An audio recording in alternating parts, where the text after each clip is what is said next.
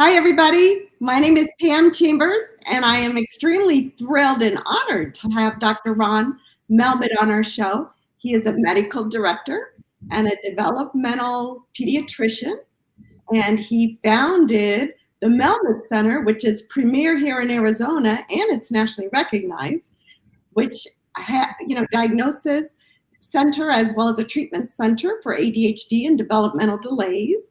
And then he also co-founded SARC, which is the Southwest Autistic Research Resource Center in downtown Phoenix, correct? Correct. And he's also the author of children's books, 3 in particular.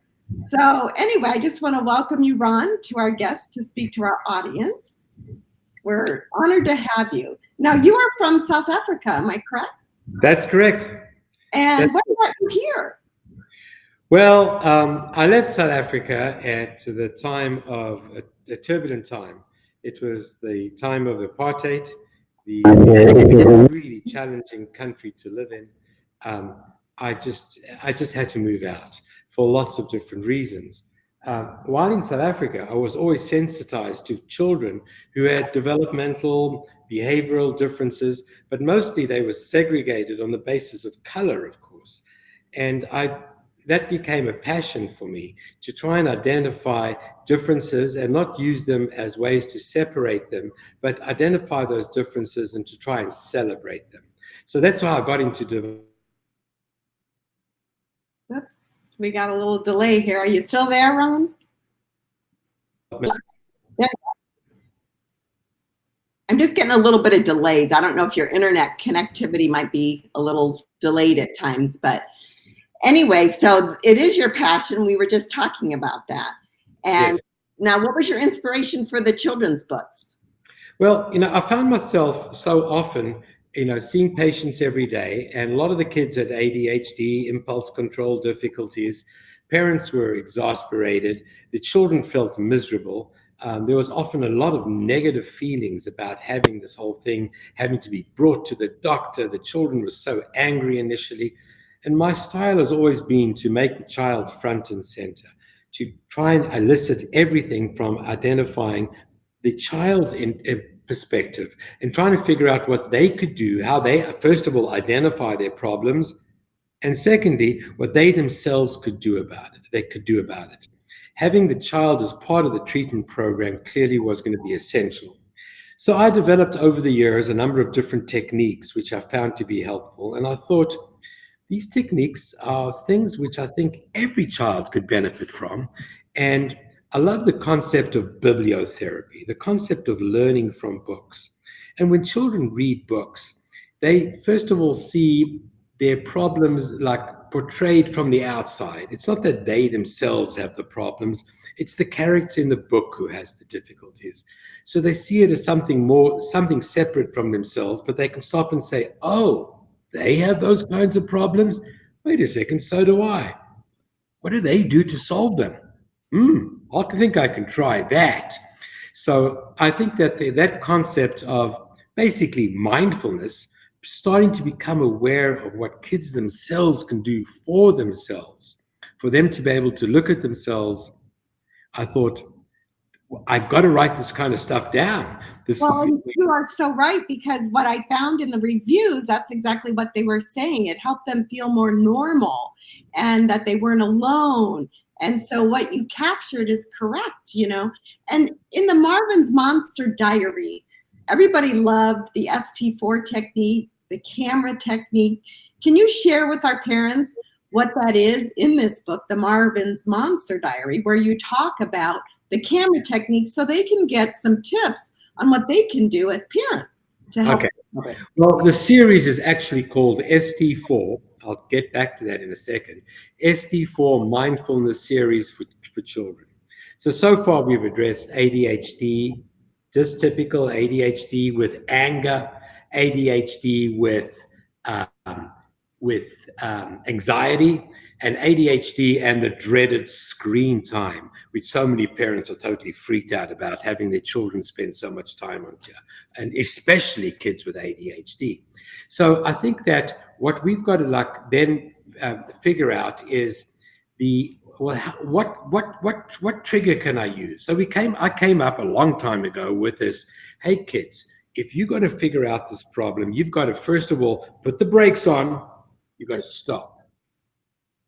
You've got to then take time to think. That's 4 T's and 1 S. So I explained to the kids that it's like a formula. It's like H2O or carbon dioxide or something like that. But our formula for success, that Stevie Strummer, the great guitarist, teaches Marvin Monster in the very first book is, hey, Marvin, you've got a ST4, dude. You've got to stop and take time to think. Now, if you just think about the logo that sometimes you see on race cars, STP, you've probably seen that. Yes. Yeah, so people add that stuff to their gasoline, thinking that suddenly, the old Toyota will become a Maserati or something like that. Yeah, right. But anyway, that STP, that same kind of logo, is our ST4.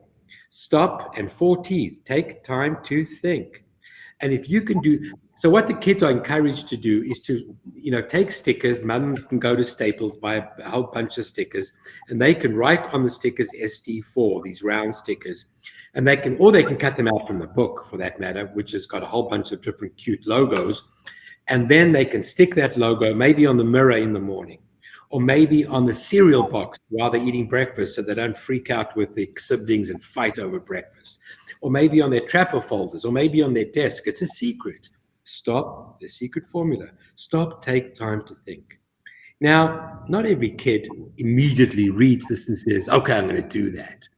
But I want to tell you, a lot of kids send me photographs of the ST4 cut and sticker pinned to their chests, and they go proudly to school, ST4. What is that ST4, dude? Sorry, I can't really talk about it. It's like private stuff. But if the kids see that kind of trigger, and parents can say at home when something's happening, instead of embarrassing the kids and say, well, you quit bothering me in public, it's embarrassing, they can just say, ST4, dude. And the kid immediately knows that they've got to do some work and stop and take time to think. And that's terrific. And the kids will really identify with the STP because that's pretty cool, race car driving, and the ST4. And just when a meltdown, if they can sense a meltdown, just to have that one trigger word, ST4, it's terrific. I love trigger words. I also like trigger signals. I love, for example, a secret signal system. I call that for kids with ADHD.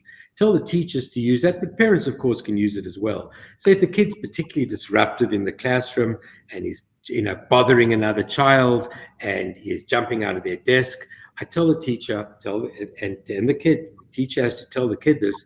The teacher gives a secret signal, maybe 3 fingers on the cheek, or maybe points to their nose in front of the child. And that's like a secret signal. And she goes to Marvin, or the kid with ADHD, whatever his or her name is, and says, listen, sometimes you do things which really distract us and bother us and disrupt the classroom.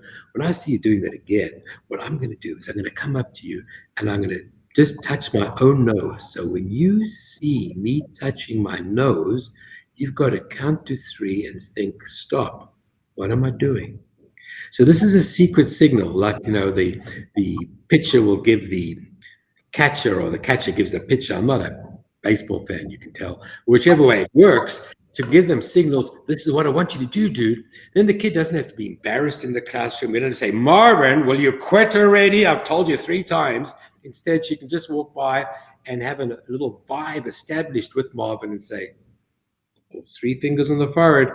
You know what that means, Marvin? Nudge, nudge, wink, wink. We got a thing going. We know about these kinds of things. And the kid immediately then has to do the thinking. Why is she doing that? What am I doing? Oh, I guess I'm being disruptive. Or I guess I'm disturbing. So that secret signal is another little signal that you can use through the books series for letting the teachers make the kids become more aware. So the kids have to participate in it. They've got to stop and think, hey, what am I doing wrong here? Uh-oh. Yeah, it's bringing it to consciousness. It puts them, they take responsibility then for their actions because, number one, they have to think about it, and then they have to act on it, and that's taking responsibility. And that's, kind of developing critical thinking skills for the child too. That's exactly right. So what you said is about bringing into consciousness is the essence of mindfulness, taking your reactions out of the gut and putting it into the brain. So you stop and think about it. Because once you or I, when we're having a hissy fit or a meltdown or whatever we want to call it, or a temper tantrum with whoever we have fighting with, once we could stop and say, wait a second, let me just not like yell back. Let me like cogitate on what that means. Uh-huh, she's stressed. He's stressed. He's upset. She's upset. Okay. Once you think about your reactions, your behavior will automatically improve. Wouldn't You're it be wonderful if kids could do that? Yes, I mean, even if you're in an argument, they say just by lowering your voice, the anger dissipates. It's a quick process. And when you get into the thinking part of your brain, you know, anxiety and all that stuff lowers. Absolutely. It's the prefrontal cortex. It's all about executive function. If we can enhance blood flow in the frontal lobes without using Ritalin or anything else, oh boy, we've Boy, hit pay. you touched on a point. I just read an article today about Ritalin and the use of Ritalin and how, I think it was out of Amsterdam, and they were saying that kids as young as 2 years old are being put on Ritalin. And I'm thinking, oh my God. And they're saying that it changes their brain because they have more white matter on the brain, but not the adults that took it, the children that took it. So I hear that. There's definitely a place for medication. But one thing medication does not do, one thing pills do not do, they do not teach skills. yes, Not just pills, it's skills. Okay, the child needs medication. Before we try medication, or even after we've tried medication, make sure we're teaching the child life skills so they can utilize these things throughout their lives. Kids need to know how to chill, how to respond appropriately, how to address their feelings. And you and I probably, when we were little, our parents just told us to like get a grip, kid. Similar to that. yeah. Thank God we've come to the stage where we've been able to help kids learn the skills that I wish I would have learned these when I was a kid. Boy, me too. Speaking of skills, tell me about the camera technique that you taught in the book too. Yeah. So one of the principles of mindfulness is the capacity to be able to observe yourself, to look at yourself from the outside in and say, hey, what is Pam doing right now? How is she reacting? How is she responding? So one of the things which I always like to use in the office is Whoops. We have a little delay here, guys. Sorry. okay. You're back. It's sort of a stall. So when they're in the office and the kids are misbehaving, I say to the child, okay, now let's pretend that right up in the corner of the room, right above us, right above there is a little camera.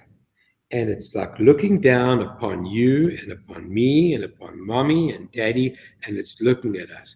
What is it looking right now? What is it seeing? Or you can use it for a classroom situation as well. When you walk into the classroom and you use your eyes as like a TV camera and you look around the room and you read the room, what are the kids doing? Are they sitting at their desks? Are they doing geography? Are they all sitting around laughing and telling jokes? Are they being quiet? How do you read the room when you're 3 or 4 or 5 in grade 3 or 4 or 5 or sixth grade even, or even 10th grade? How do you figure out what am I supposed to be doing now? So what we do with the kids about giving themselves this camera, because I was thinking about giving each kid a movie camera, but I thought that might be a little pricey. So instead, we create a screen by taking 2 fingers like that and 2 fingers like that, and we look between those 4 fingers, which is now a screen. We don't really have a remote control, but just think of us as a screen. And I can see you right now, Pam, through this screen, and I can observe what's going on, how people are reacting to me.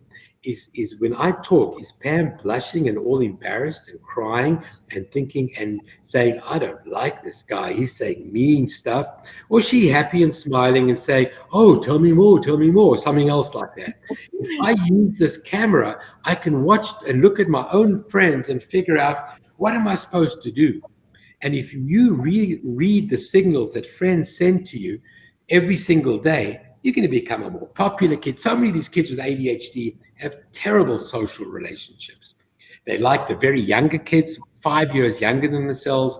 They like the teenagers, 10 years older than themselves, but same age peers. They have extreme difficulty because they might say something completely inappropriate, and then they're so hyperactive, they've turned looking at something else, forgetting to see that Pam is crying.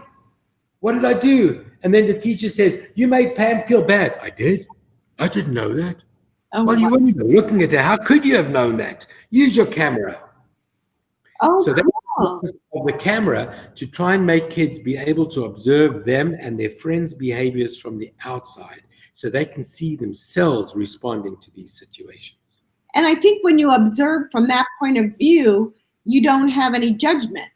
You know, you're just observing and absorbing it through your prefrontal cortex if you think of the camera doing the observing. So it sort of takes the judgment out of it, don't you think? It absolutely does. It makes the kid, because as the great example, people will say he's mean, he says mean things to kids, and the mother or the teacher will say that, the mother will say, are you kidding? He hasn't got a mean bone in his body. He made that girl cry in the classroom. And the little boy will turn, really? I made someone cry? I'm so sad I made someone cry. I didn't mean to do that. Well, you would have noticed it if you would have looked at her and seen that she didn't like the way you were talking to her.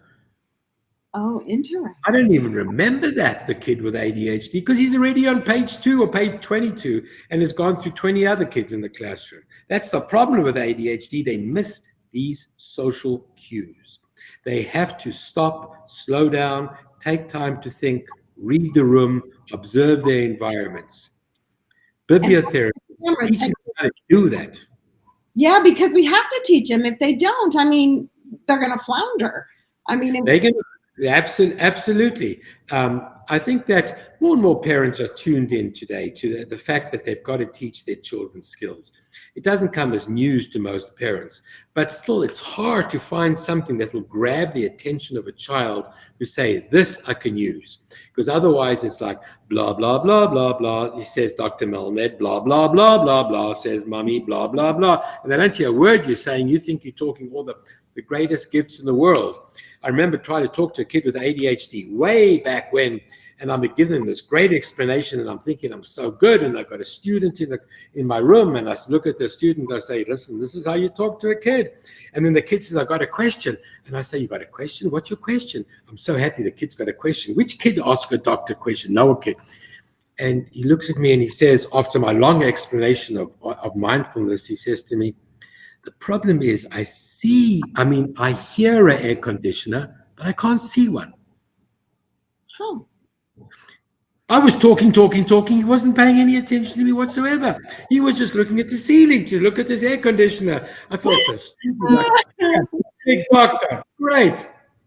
How to find something which will grab the attention of kids, and giving them a monster, or someone who they can look at and say, well, if it happens to this great big superhero, I can understand that.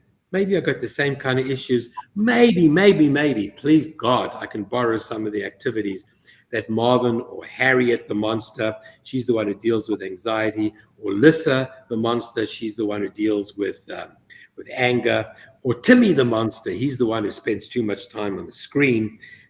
If they can do these things and solve those problems, so can I. What do you do with the Timmy and the screen? What are some of your techniques? Okay. It's screen time and kids on screen time. I try to use the concept of when kids spend too much time with screens, and I think parents probably would agree, they spend too little time doing the things we want them to do. We want them to go out and splash in the water and make mud pies and build bridges and make tree forts and cut out dresses for their dolls. And instead, what are they doing? They're sitting in their bedroom by themselves, watching their screen and stuff. Right. So there's a lot of different things that we utilize, but one of the major problems with screen time is kids lose the concept of time. So I'll tell you one quick way of trying to get kids more tuned in to how does time pass. When you look at your watch, my beautiful Ironman marathon watch. I've never even thought about running a marathon, but I'm trying to show you my watch over there. But I do wear it just in case I can fool someone into thinking that, oh, he's an Ironman. Right. Anyway, but if you look at a digital watch, it's hard to see time passing. So what I want parents to do, what I want them to do, what's a good idea to do, is you go to Staples and you buy a big clock, an analog clock with a glass front, must be glass, not plastic, with a glass front and with numbers 1, 2, 3, 4, up to 6. And then on that clock, you can take a dry erase marker and you can color in a segment of time. And the kids can actually see the minute hand going around. If you say, okay, you can play your screens. You can go on screens for 15 minutes. Wow. Here's the passage of time. You can see how that will happen. Or here's a segment of homework and see how long that homework takes you by doing that. So if you color in the color of red and they see the time going down and they see what's happened over there, once kids start to become aware of time and the value of time.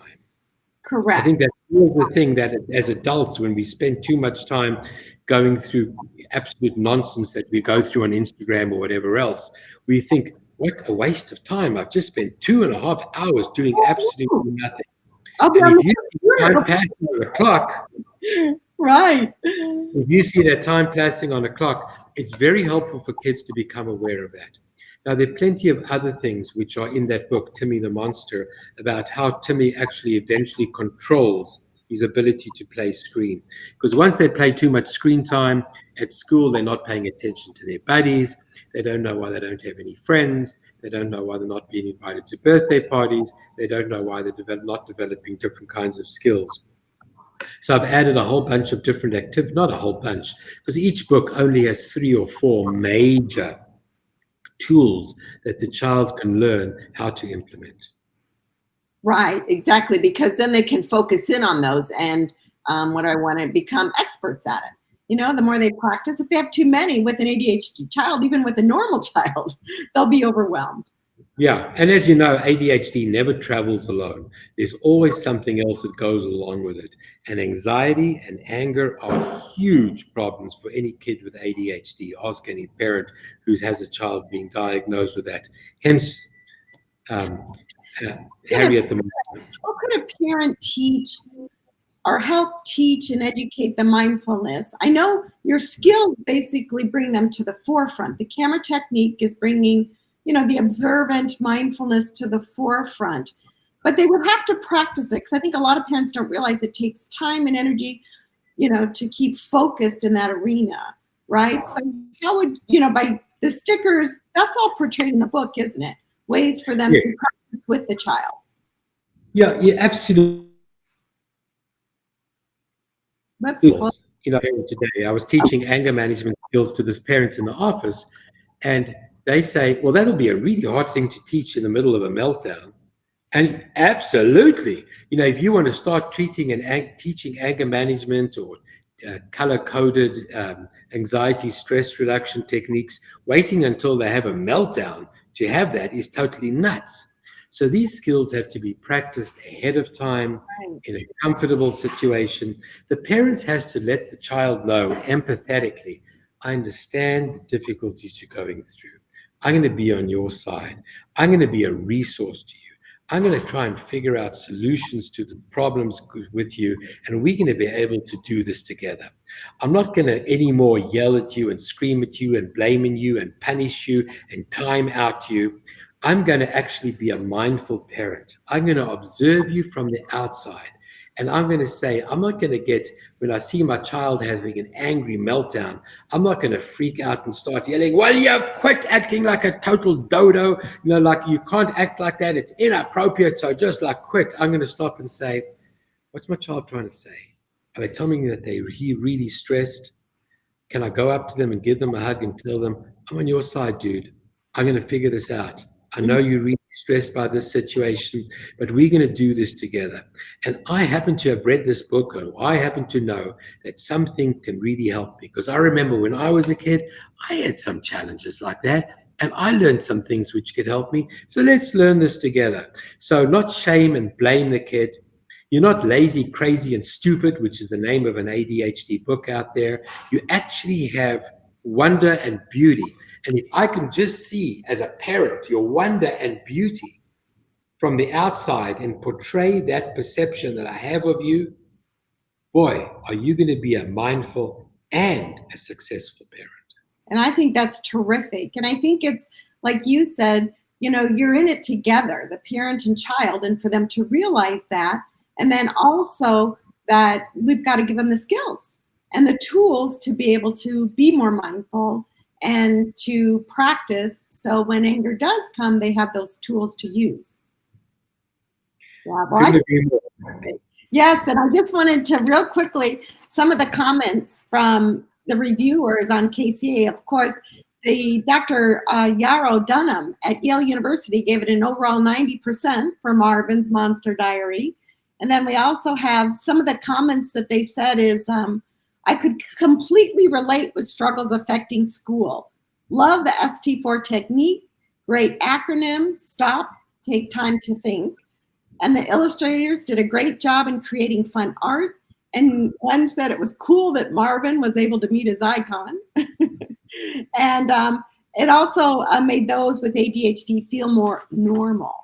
And I think that's the beauty of those books is they aren't alone. And they also have characters people can relate to that are fun to help them learn these skills.